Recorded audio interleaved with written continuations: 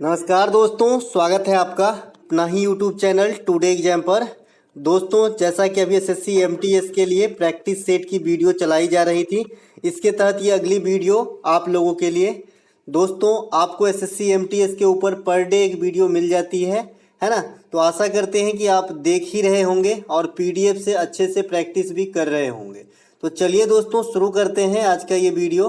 जैसा कि आप जानते हैं कि वीडियो में जो भी प्रश्न होती है उसके संबंधित जो भी एक्स्ट्रा फैक्ट बन पड़ता है सभी को हम साथ में ही डिस्कस करते चलते हैं, जो आपको एक लॉन्ग टर्म फायदा प्रोवाइड कराने का काम करती है। सिर्फ एमटीएस के एग्जाम में ही नहीं, आप जो भी एग्जाम अटेंड करेंगे, जहां भी जीके जीएस की क्वेश्चन पूछे जाते हैं वहां पे आपको काम आएगी। तो चलिए शुरू करते हैं आज का ये वीडियो। हमारा जो पहला प्रश्न है, श्री जतीन गोस्वामी को किस नृत्य के उनके योगदान के लिए कई सम्मान प्राप्त हुए हैं।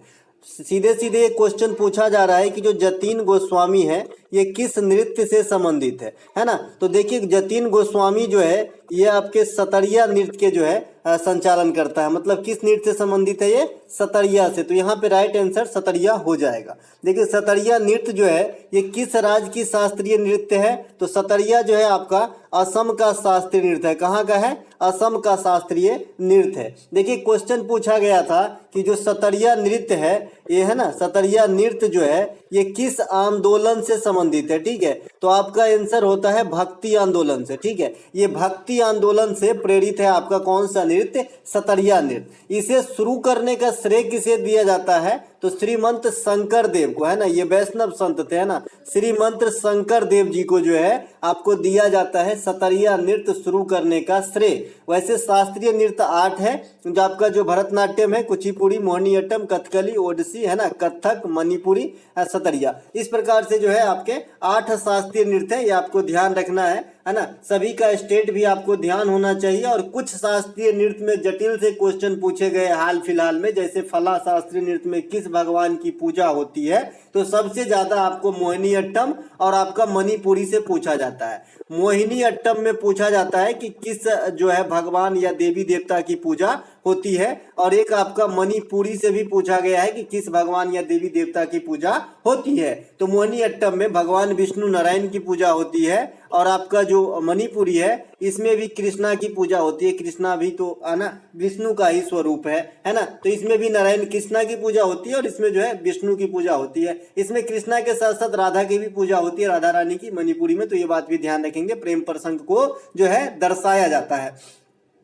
इसके अलावा जो मणिपुरी के कैरेक्टर है फेमस, इनको आपको जरूर ध्यान रखना है। मैंने आपको क्लू भी बताया हूं इसमें कि एक तो झावेरी बहनें होती है, ये भी आपका मणिपुरी का है, दर्शना, नैना, सुवर्णा, जो भी झावेरी बहन है ना। इसके अलावा अगर सिंह सरनेम है तो लगभग मणिपुर के कैरेक्टर होंगे। अगर आपको याद है तो बहुत अच्छा, नहीं याद है तो सिंह कैरेक्टर है, और नीचे में आपका ऑप्शन मणिपुरी है, और आपको दो में से एक को चूज करना है तो मणिपुरी लगाइएगा, है ना। महाराज सरनेम रहता है तो मैंने कहा है कथक लगाने का है ना। इसके अलावा रेड्डी सरनेम रहता है तो आपको कहां से जुड़ना है ना, आंध्र प्रदेश के कुचिपुड़ी से जुड़ना है ना। तो इस प्रकार से है कुछ, है ना। इसके अलावा चलते हैं आगे। आगे जो हमारा है कि आईसीसी अंडर 90 वर्ल्ड कप 2022 के उप विजेता कौन है? आईसीसी अंडर 90 वर्ल्ड कप 2022 के उप विजेता जो है इंग्लैंड है। और आपको ध्यान रखना है कि आईसीसी अंडर 90 है ना वुमेन महिला वाला, है ना, महिला वाला 2023 में जो वर्ल्ड कप हुआ था, है ना, तो इनका भी विजेता इंडिया है और उप विजेता इंग्लैंड ही है। तो ये बात आपको ध्यान रखना है, दोनों के उप विजेता इंग्लैंड ही है और दोनों के विजेता मतलब इंडिया है। आईसीसी अंडर 90 वर्ल्ड कप 2022 के और आईसीसी अंडर 90 वुमेन, है ना, वर्ल्ड कप 2023 के, है ना। तो दोनों में ध्यान रखना है। दो लेडीजों वाला जो 2023 में हुआ ये इंडिया जीता है, और पुरुष वाला 22 में हुआ था वो इंडिया जीता था। और दोनों के उप विजेता सेम है, इंग्लैंड है। लेकिन फर्क इतना है कि आईसीसी अंडर 90 वर्ल्ड कप जो पुरुष वाला हुआ था ये आपका वेस्ट इंडीज में हुआ था, और जो आईसीसी महिला वाला आपका अंडर 90 महिला वाला वर्ल्ड कप हुआ है ये आपका साउथ अफ्रीका में हुआ है 2023 के अंदर, और ये हुआ है 2022 के अंदर। तो इतनी बात आपको ध्यान रखना है ना। तो दोनों के उप विजेता कौन हो जाएंगे? इंग्लैंड, और दोनों के विजेता भारत हो जाएंगे। अब दोनों में क्या कह रहा हूं अभी मैंने बता ही दिया था। चलते हैं आगे, ठीक है। इसके अलावा दिसंबर 2022 में किस राज्य ने 9वीं आयुर्वेदिक कांग्रेस की मेजबानी की, है ना। तो आयुर्वेद कांग्रेस की जो अभी मेजबानी हुई है दिसंबर 2022 में संपन्न हुआ, ये आपका गोवा के अंदर हुआ है। 35वें राष्ट्रीय खेल का आयोजन, माफ कीजिएगा ये 37वें हो जाएगा, 37वें राष्ट्रीय खेल का आयोजन इसी साल गोवा में होगी। तो गोवा को इसलिए भी आप ध्यान रखेंगे इस प्रश्न के साथ साथ, ठीक है। 44वें शतरंज ओलंपियाड ये भी इंडिया में हुआ है, तो ये चेन्नई को ध्यान रखना है। हॉकी वर्ल्ड कप 2023 भी आपका इंडिया में हुआ है, तो ये आपका ओडिशा याद रखना है, ओडिशा में हुआ है ना। इसके अलावा विश्व महिला वर्ल्ड वोमेन बॉक्सिंग चैंपियनशिप इस प्रकार के 2023 में हुआ है, तो ये आपका दिल्ली के अंदर हुआ है ना। तो इतना बात जरूर ध्यान रखेंगे, है ना। खेलों से जो हाल फिलहाल में इंडिया में हुए ये खेलों के बारे में मैं आपको बता रहा हूँ, ठीक है। इसके अलावा एक सेकेंड, हाँ अगला जो हमारा प्रश्न है, हाँ तो ये बात सब जो बताए कि खेल का आयोजन जो हाल फिलहाल में इंडिया के अंदर हुए, ये आपको ध्यान रखना है। मैंने कौन कौन से खेल बताया, एक तो आपका 37वें राष्ट्रीय खेल होगी गोवा के अंदर 2023 में। 44वें शतरंज ओलंपियाड चैंपियनशिप हुआ था 2022 चेन्नई के अंदर। 2023 में मैंने कहा हॉकी वर्ल्ड कप उड़ीसा के अंदर हुआ है। 2023 में महिला बॉक्सिंग चैंपियनशिप का आयोजन दिल्ली में हुआ है। तो ये सभी खेलो इंडिया यूथ गेम के 5वीं संस्करण एमपी में हुआ है। 36वें राष्ट्रीय खेल 2022 के अंदर गुजरात के अंदर हुआ था। तो ये सभी बातों को ध्यान रखेंगे, यहाँ से क्वेश्चन आएगी।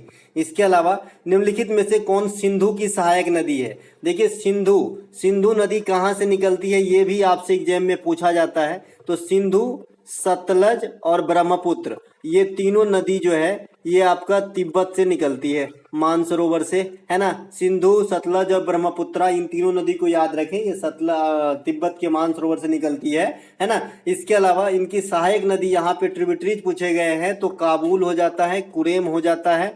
सतलज, ब्यास, रावी, चिनाव ये सभी के सभी सिंधु के जो हैं सहायक नदियों में से हैं, ठीक है। इसके अलावा जो ऋग्वेदिक काल में इन नदियों का अपना अपना अलग नाम हुआ करता था।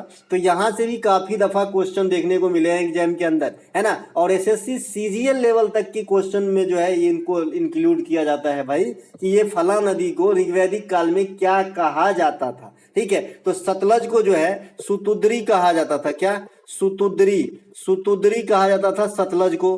ब्यास को बिपाशा कहा जाता था पहले, बिपाशा, है ना, बिपाशा बसु वाला बिपाशा। इसके अलावा रावी को क्या कहा जाता भाई, तो रावी को पुरुषनी कहा जाता था, क्या, पुरुषनी रावी को। और चिनाव को आस्किनी कहा जाता था। तो ये ऋग्वैदिक नाम है इन नदियों का, है ना। इसके अलावा जो झेलम नदी है उसको बिस्तता कहा जाता था, बिस्तता इसको कहा जाता था, झेलम नदी को पहले बिस्तता, है ना। तो इस प्रकार से ध्यान रखेंगे, आपको काम आएगी, है ना। इसके अलावा एक प्रश्न पूछा जाता है कि भाई ये नुब्रा और श्योक घाटी कहाँ स्थित है, तो ये जम्मू कश्मीर में स्थित है ना। नुब्रा और श्योक बेसिकली नदी की ही नाम है ना। तो ये बात भी ध्यान रखेंगे, ये जम्मू कश्मीर में है, उधर की बात आई तो इसीलिए बता दिया। सतलज और रावी हम पढ़ रहे हैं, है ना। इसके अलावा सतलज नदी जो है ना, भाखरा नांगल बांध का नाम सुने हैं, भाखरा नांगल बांध, ये आपका सतलज नदी पे है जी, भाखरा नांगल बांध, है ना। भाखरा नांगल बांध ये कहाँ पर है, तो ये पंजाब के अंदर है, और ये सतलज नदी पे स्थित है। और ये भारत का सबसे ऊंचा गुरुत्वीय बांध है, ग्रेविटेशनल जो है डैम है ना। तो ये भी ध्यान रखेंगे। अब बात यहाँ तक आ गई है तो बात सबसे ऊंची बांध की भी आएगी। तो सबसे ऊंची बांध जो है भारत की, ये आपका टिहरी डैम है ना। टिहरी डैम ये कहाँ पे है भाई, तो ये उत्तराखंड के अंदर है। तो ओवरऑल सबसे अधिक हाइट वाला टिहरी डैम है। लेकिन अगर आपसे पूछे कि भाई ग्रेविटेशनल, है ना, गुरुत्व में सबसे अधिक हाइट वाली जो है आपका डैम कौन सा है, तो भाखरा नांगल बता देना। अगर भारत की सबसे पहली परियोजना ही पूछ ले कि नदी घाटी परियोजना कौन सी थी, तो 1948 में दामोदर घाटी नदी परियोजना, है ना, दामोदर घाटी नदी परियोजना जो है ये स्वतंत्र भारत की पहली नदी घाटी परियोजना थी, है ना। इसके अलावा एक सरदार सरोवर परियोजना आपसे पूछा जाता है कि किस नदी पर है, तो सरदार सरोवर परियोजना जो है ये आपका नर्मदा नदी पर स्थित है। ओमकारेश्वर परियोजना भी नर्मदा नदी पर ही स्थित है, ठीक है। तो ये सभी बातों को भी ध्यान रखेंगे, है ना।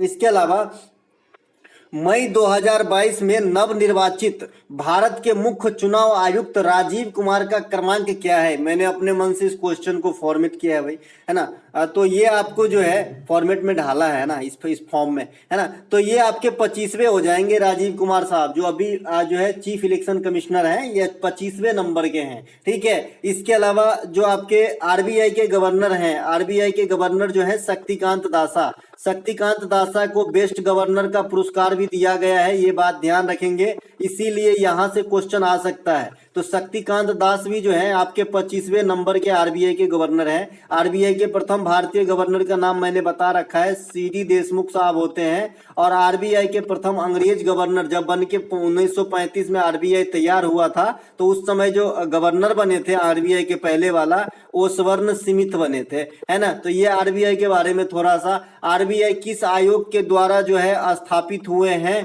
तो हिल्टन यंग आयोग के द्वारा स्थापित हुए 1935 में। राष्ट्रीयकरण कब किया गया था? 1949 में। नोट छापना, मौद्रिक नीति बनाना, बैंक दर तय करना, एसएलआर तय करना, सीआरआर तय करना, रेपो रेट जारी करना, रिवर्स रेपो रेट जारी करना, ये सभी काम जो है आरबीआई के अंडर है। आरबीआई का मुख्यालय मुंबई में है ना। तो ये सब बात ध्यान रखेंगे। आरबीआई को बैंकों का बैंक तथा अंतिम ऋणदाता बैंक कहा जाता है। ये थोड़ा आरबीआई के बारे में था। विजन 2025 जो लॉन्च जो है आरबीआई ने किया है।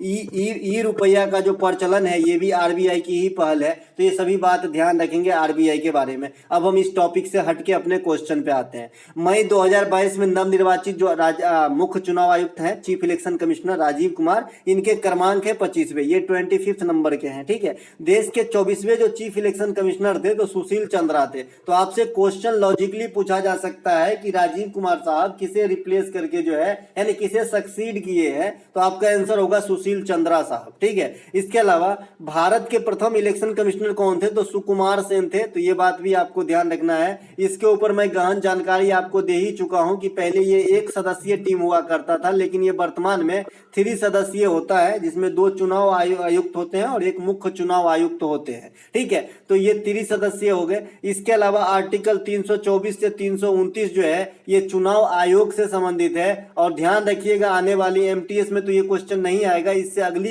एग्जाम जो होगी उसमें जरूर आएगी कि जो मैंने कल बताया था कि देश में अब मात्र 6 ही राष्ट्रीय पार्टी बचे हैं भैया, है ना। तृणमूल कांग्रेस वगैरह को जो है राष्ट्रीय पार्टी की दर्जा से हाथ धोना पड़ा है ना। तो अब मात्र 6 ही बचे हैं, जिसमें एगो शामिल हुआ, 3 गो हटा तो 9 गो हो जाता, लेकिन एगो 3 गो हट गया तो 6 गो बचा। अब जो नवका शामिल हुआ है उनका नाम है झाड़ू छाप, है ना, आम आदमी पार्टी, ठीक है। चलते हैं आगे।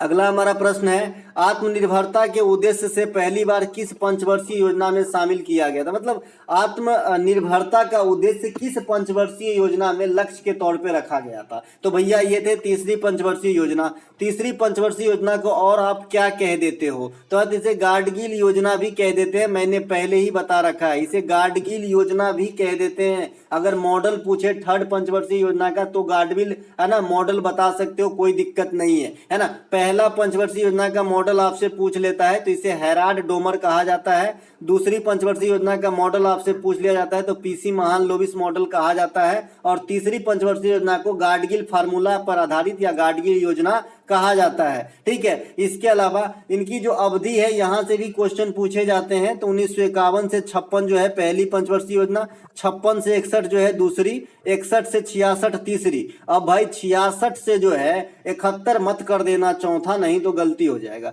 ये है आपका 69 से 74। इस बीच में जो है 3 सालाना वाला योजना बनाए गए थे, पंचवर्षीय योजना का निर्माण नहीं हुआ था।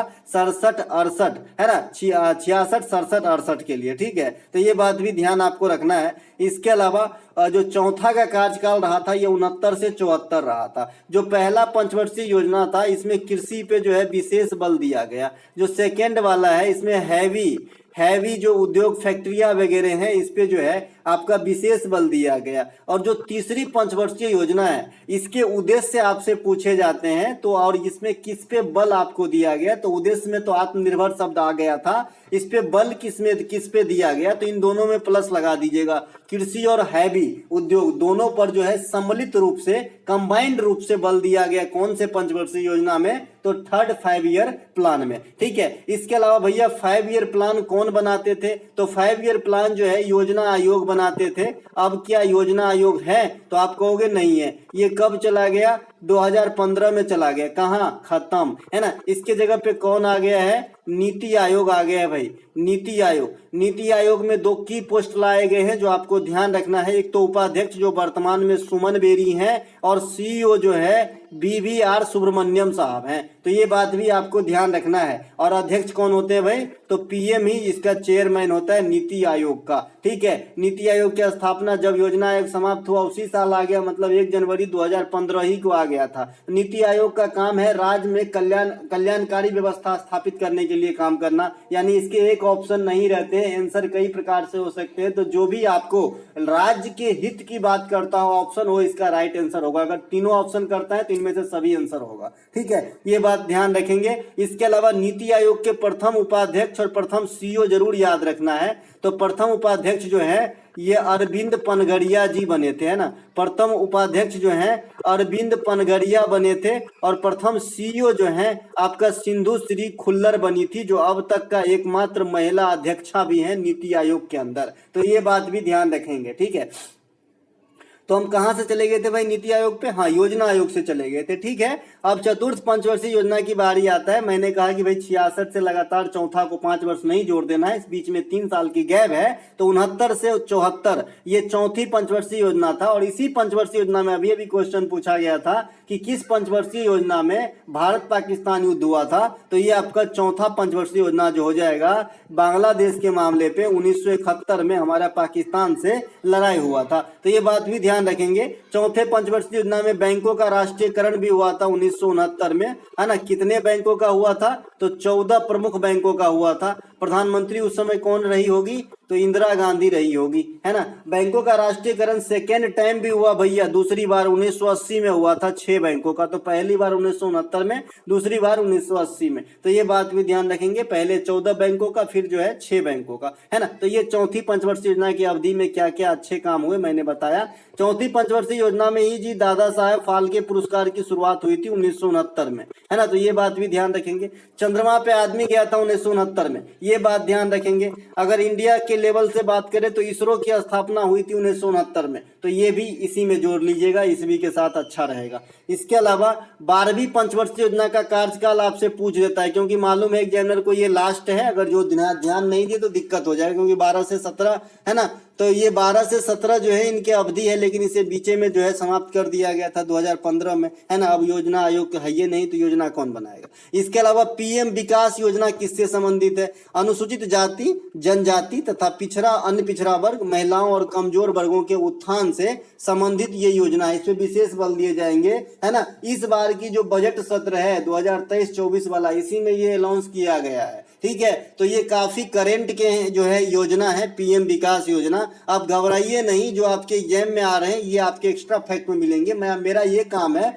कि सिर्फ जो है आपको एग्जाम हॉल के अंदर क्वेश्चन मिलवाना, मैं इसी पे काम करता हूं। और ये आप जो है आप ये कहेंगे कि भैया तो बहुत लेटेस्ट है, ये थोड़ी पूछेगा, है ना। तो नीचे है ना भैया इसका भाई बहन नाना दादा, वहां से तो पूछेंगे ना। तो आप चिंता क्यों कर रहे हो, ये आगे के एग्जाम के लिए हो गए, है ना। तो ये मैं पहले से ही आपको बताया हूं कि मैं जो एक्स्ट्रा फैक्ट दूंगा ये आपको लॉन्ग टर्म फायदा देगा दोस्त, है ना, लॉन्ग टर्म, है ना। तो यहाँ पे नीचे देखिए, इस योजना की शुरुआत जो है इस बजट सत्र 2023-24 में करा गया था, है ना। प्रधानमंत्री प्रमाण योजना जो है ये उर्वरक से संबंधित है, तो इसे ध्यान जरूर रखेंगे आने वाले एग्जाम्स के लिए, क्योंकि भैया प्रमाण ऐसा लग रहा है कि जैसे कोई चीज की जो है वेरीफाई करेगा, है ना, लेकिन ये उर्वरक से संबंधित है ना। इसके अलावा प्रधानमंत्री वानी योजना, है ना, वानी है ये, WAN है, इस वाला वानी है, ये बानी नहीं है। तो ये फ्री वाईफाई से है सार्वजनिक स्थल पे। रूफटॉप योजना सोलर पैनल से संबंधित है। प्रधानमंत्री सुरक्षा योजना एक्सीडेंटल रिस्क कवर से संबंधित है, कल बताया था 2 लाख रुपए की राशि मिलती है। प्रधानमंत्री कौशल विकास योजना जो है ट्रेनिंग देने से संबंधित है युवाओं को, है ना। इसके अलावा किसान सम्मान निधि किसान को लाभ देता है। अन्नपूर्णा योजना जो है गरीबों के कल्याण से है ना। इसके अलावा नरेगा जो है गरीबों को रोजगार देता है ग्रामीण सेक्टर में 100 दिनों का, है ना। इसके अलावा और भी प्रधानमंत्री के अभी जो पूछा गया था वर्तमान में पंचामृत योजना, ये उत्तर प्रदेश की योजना है, कल मैंने आपको बताया था वाहिनी योजना, ये आपका सिक्किम का है। मैंने बताया लाडली बहन योजना, ये आपका मध्य प्रदेश का है। इसके अलावा प्रधानमंत्री के और भी जो योजना है ना, ये सब जो है जैसे कभी मुद्रा योजना काफी ट्रेंड में है, इसमें लोन मुहैया कराया जाता है। तो ये सब कुछ प्रधानमंत्री की योजना है। उज्ज्वला, उजाला अब तो पुराना हो गया, उज्ज्वला एलपीजी कनेक्शन से है, उजाला एलईडी से संबंधित है। इसके अलावा एक और है उड़ान, उड़ान योजना, पूरे देश का आम नागरिक कम दामों पे जो है हवाई सुविधा मुहैया कराना है। प्रधानमंत्री जनधन योजना, बैंकिंग सुविधा की लाभ देना है ना। इसके अलावा जो अभी एक रेरी वाले लोगों के लिए आया था योजना प्रधानमंत्री का, जिसमें रेरी वाले लोग जो मतलब चौराहे वगैरह पे कुछ बेचता था, उनको लाभ के लिए योजना आया था। तो ये सब भी जो भी योजना है आपको देख लेना है ना। इतना ही से आ रहा है जी घुमा फिरा के क्वेश्चन, जिसमें से मुद्रा योजना टॉप पे रहता है। कुछ नहीं हुआ तो मुद्रा में एम का क्या मतलब है, डी का क्या मतलब है, यही पूछ लेते हैं। एक पहल योजना भी है जो एलपीजी सब्सिडी से है, इसे भी ध्यान रखेंगे, ठीक है। इसके अलावा ग्रैंड ट्रंक रोड, देखिए ये बहुत अच्छा क्वेश्चन मैंने सोचा हूं आने वाले समय में एग्जामिनर यहां से आपको जो है पिक कर सकता है। ग्रैंड ट्रंक रोड के अंतर्गत कौन कौन से नेशनल हाईवे आते हैं, है ना। ये क्वेश्चन बताइएगा आप लोग ईमानदारी से कि आपको कैसा लगा। अच्छा, मैं कल एक सवाल पूछा था जिसमें से पीके और भी 2-3 लड़के हैं जिन्होंने सही जवाब भेजे हैं, तो उनको बहुत बहुत धन्यवाद भाई, है ना। एक सवाल मैंने करा था, इन्होंने जो है अच्छा जवाब दिया है। कि मैंने पूछा था भैया कि 31 अक्टूबर को सोच के बताइएगा कि हमारे देश में क्या मनाया जाता है और ये किस महापुरुष या कोई भी ऐसी कैरेक्टर है किनके नाम पे मनाया जाता है। तो इन्होंने बहुत अच्छा जवाब दिया है कि हमारे देश के प्रथम गृह मंत्री या उप प्रधानमंत्री लौह पुरुष सरदार वल्लभ भाई पटेल के जन्मदिन के अवसर पे एकता दिवस के रूप में मनाई जाती है। वाह, है ना। इसके अलावा इस क्वेश्चन पे आ जाते हैं, ग्रैंड ट्रंक रोड के अंतर्गत कौन कौन से नेशनल हाईवे आते हैं। तो NH1 आता है, NH2 आता है, NH91 आता है। ये तीनों हाईवे जो हैं ये आपके अंडर आ जाते हैं ग्रैंड ट्रंक रोड के अंदर।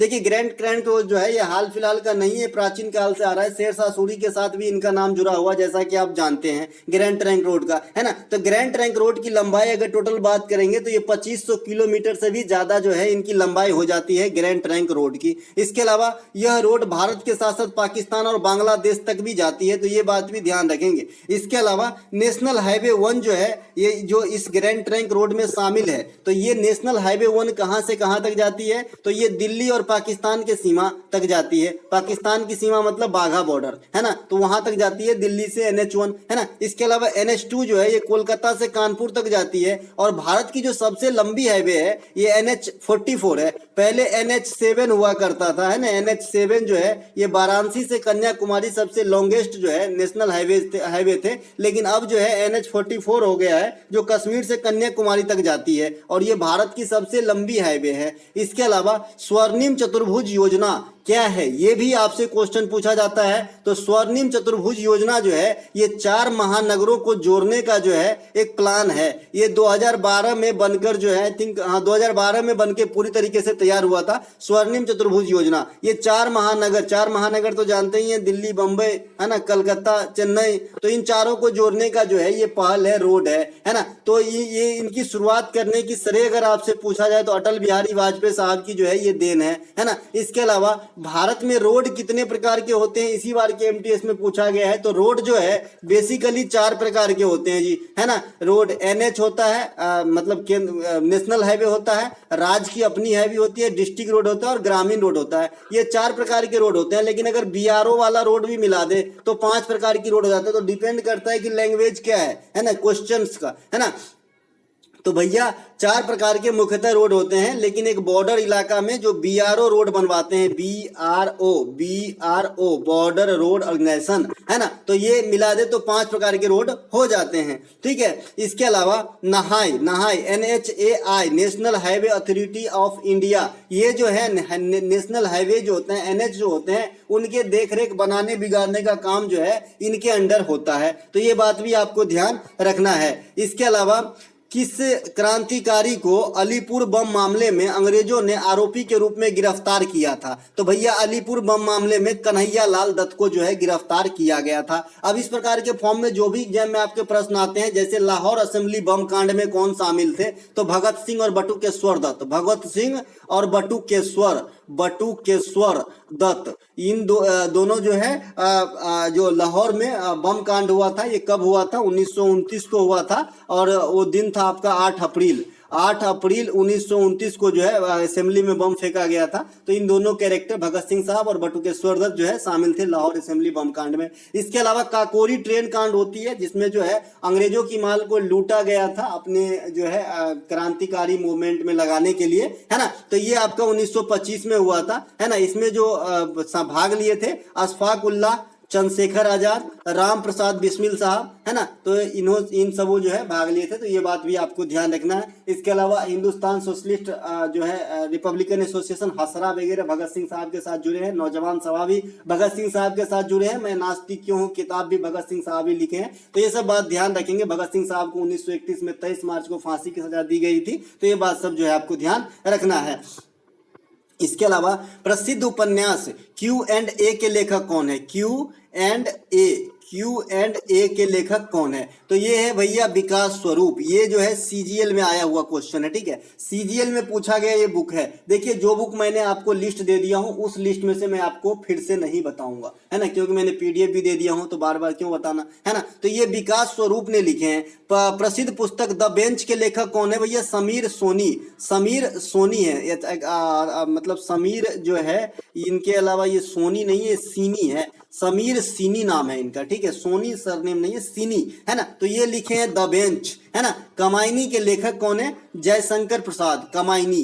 गोदान के लेखक प्रेमचंद्र। एग्जाम वॉरियर्स नरेंद्र मोदी और लाल सलाम स्मृति ईरानी। दोनों कैबिनेट में हैं, एक तो प्रधानमंत्री ही हैं, आप जानते हैं मोदी साहब को कौन नहीं जानता। इनके अलावा one life is not enough Natwar Singh भूतपूर्व कांग्रेसी नेता। A century is not enough Sourav Ganguly, ठीक है। तो इन दोनों एनएफ वाला जो है एक ही जगह मिल गया तो रख लिया, है ना। My country my life Lal Krishna Advani. Half A life BS Nepal, है ना।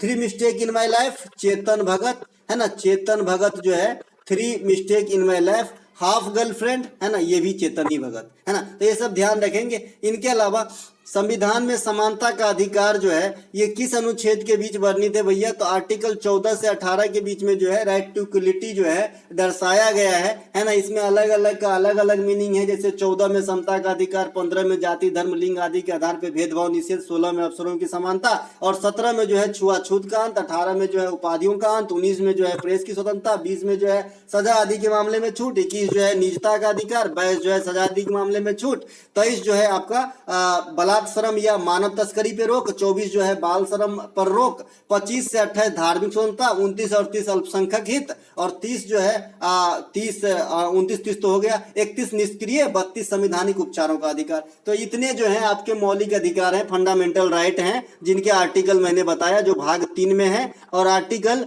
12 से लेके 35 तक के बीच में है। USA के संविधान से लिए गए हैं, 6 हैं, पहले 7 हुआ करता था।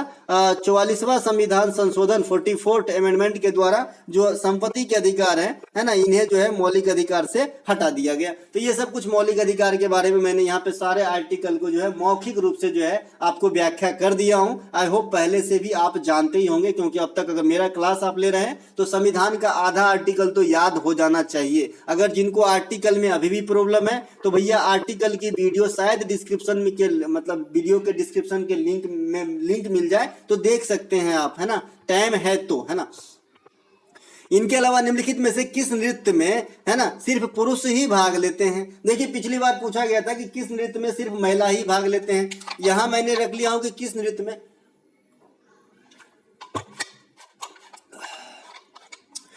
नृत्य में सिर्फ पुरुष ही भाग लेते हैं।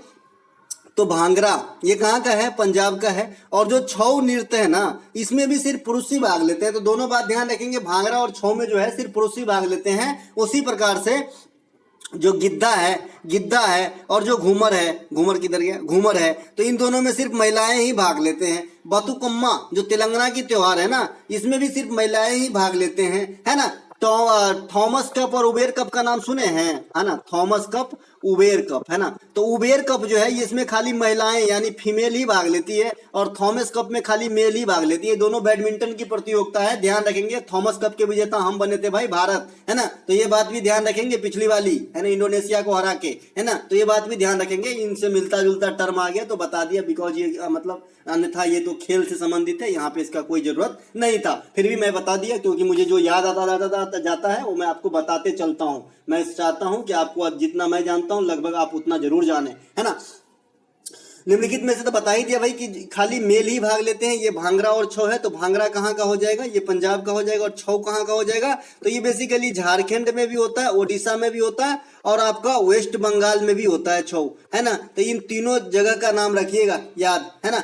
इसके अलावा भांगड़ा पंजाब बता दिया, है ना। अच्छा, एक बार आपके सीजीएल में क्वेश्चन पूछा गया था कि ये जो भांगड़ा नृत्य है ये किस वर्ड से लिया गया है, किस वर्ड से लिया गया है, किस वर्ड से लिया गया है इस नृत्य को। इसके नीचे में 4 ऑप्शन दिए गए थे, जिसमें से एक ऑप्शन आपका हेम्प दिया गया था, हेम्प, हेम्प, है ना। तो ये हेम्प से लिया गया है, भांग शब्द से लिया गया है भांगड़ा नृत्य का नाम, ठीक है। तो ये बात भी ध्यान रखेंगे, है ना। गिंदा जो है पंजाब में लेडीज करती है ना। घूमर जो है गणगौर फेस्टिवल के अवसर पे राजस्थान में लेडीजों के द्वारा एक वृत्ताकार चक्कर में की जाने वाली नृत्य है। तेलंगाना में बतुकम्मा महोत्सव होता है, ये कितने दिन तक होता है कोई बताएगा, तो ये 9 दिन तक होता है भाई बतुकम्मा, ठीक है। 9 दिन तक होने वाली ये त्योहार है। इसमें जो है गौरी की पूजा होती है, माँ पार्वती की पूजा होती है, ये तेलंगाना के अंदर होती है। तेलंगाना के अंदर एक बोनालू महोत्सव भी होता है ना। तो ये बात भी ध्यान, लेकिन बोनालू में जो है माता काली की पूजा होती है, और जो बतुकम्मा है इसमें गौरी की पूजा होती है। और बतुकम्मा को जो है ना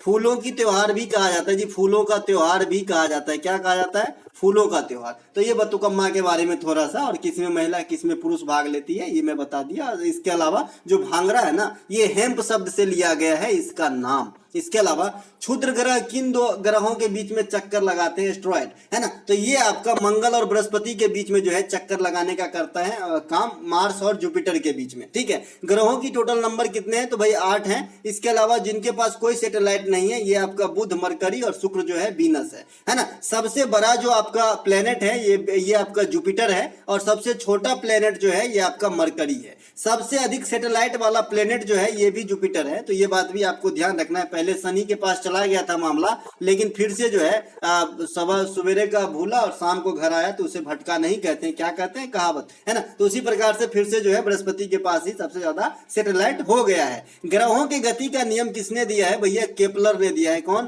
केपलर, केपलर नामक वैज्ञानिक ने ग्रहों की गति का नियम जो है दिया है, ठीक है। इसके अलावा इवनिंग स्टार, मॉर्निंग स्टार, सबसे चमकीला ग्रह, ये पृथ्वी की बहन, ये सब क्या है, तो ये जो है आपका वीनस ही है। तो ये सब ध्यान रखेंगे। इसके अलावा अपने अक्ष पे सबसे फास्ट चक्कर कौन लगाता है ना, तो मतलब सूर्य की, तो सूर्य की सबसे फास्ट चक्कर जो है बुध लगाते हैं। सिंपल सी बात है, क्योंकि ये सूर्य के सबसे नजदीक है। इस हिसाब से जो वरुण है वो सबसे दूर है, तो सूर्य की चक्कर लगाने में सबसे अधिक समय जो है वरुण को लगेगा, ठीक है। पृथ्वी जो है आकार के हिसाब से 5वीं ग्रह है, और ग्रहों का क्रम मैंने आपको बता दिया था कि सूर्य के सबसे नजदीक जो है उसका सबसे छोटा लड़का बुध रहता है ना। उसके बाद मंगल आ जाता है, माफ कीजिएगा, बुध के बाद शुक्र आ जाता है, अब 3 नंबर पे पृथ्वी आ जाता है, और इसके बाद आपको दिन का क्रम पढ़ देना है ना। तो रविवार आता है क्या, तो नहीं। सोमवार आता है तो नहीं। मंगल आता है तो मंगल लिख देना है। फिर बुध तो आता है, लेकिन आपने बुध पहले ही ले लिया है, पहले नंबर पे अपने पिताजी के पास बैठा है, यानी सूर्य के पास बैठा है, तो बुध की पत्ता कट, तो बुध के बाद क्या आएगा, बृहस्पति लिखना है। फिर शुक्र लिखना चाहिए, लेकिन शुक्र तो आप पहले ही ले लिए हैं, तो हम शनि लिखेंगे, फिर अरुण वरुण लिखेंगे। तो इस प्रकार से आपको 8 ग्रहों का क्रम जो है लिखा जाएगा इजी वे में, ठीक है। इसके अलावा उपराष्ट्रपति के चुनाव में कौन कौन भाग लेते हैं, तो संसद के सभी सदस्य भाग लेते हैं। कोई मतलब नहीं कि कौन निर्वाचित है कौन जो है मनोनीत है, सभी भाग लेते हैं, ठीक है। लेकिन राष्ट्रपति के चुनाव में लोकसभा, राज्यसभा और राज्य के जो विधानसभा होते हैं उनके सिर्फ निर्वाचित सदस्य ही भाग लेते हैं, सिर्फ निर्वाचित सदस्य ही भाग लेते हैं, ठीक है। अनुच्छेद 63 जो है ये उपराष्ट्रपति से, अनुच्छेद 52 जो है ये राष्ट्रपति के पद से संबंधित है। वैसे 52 से लेकर 61 तक जो है डायरेक्ट राष्ट्रपति संबंधित आर्टिकल है लगातार, है ना। लेकिन मैं यहाँ पे सिर्फ पद की बात कर रहा हूं, जिसमें 61 पे आपका महाभियोग है, जो लास्ट है महाभियोग है, और इसको मैंने पकानी कोका दियो दशम में बैठाने के लिए बोला हूं।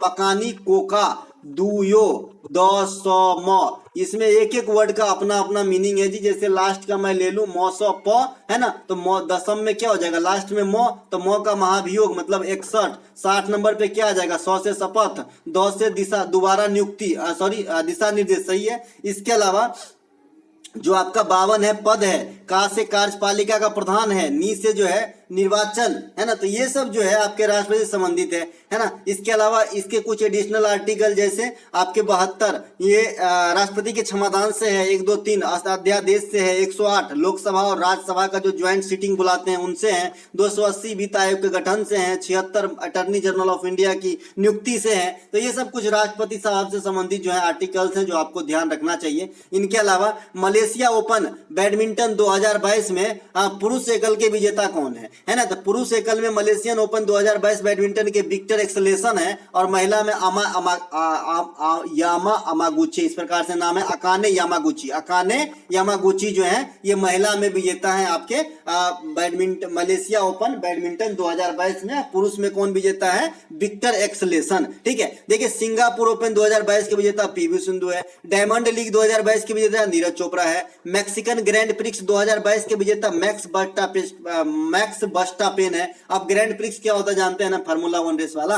इसके अलावा आईसीसी टी20 महिला वर्ल्ड कप 2023 के विजेता, आईसीसी टी20 महिला वर्ल्ड कप 2023 के विजेता ऑस्ट्रेलिया है। आईसीसी अंडर 19 महिला वर्ल्ड कप 2023 के विजेता भारत है, इंग्लैंड उप विजेता थे, है ना। फीफा वर्ल्ड कप 2022 के विजेता अर्जेंटीना है, उप विजेता फ्रांस है। हॉकी वर्ल्ड कप 2023 के विजेता जर्मनी है।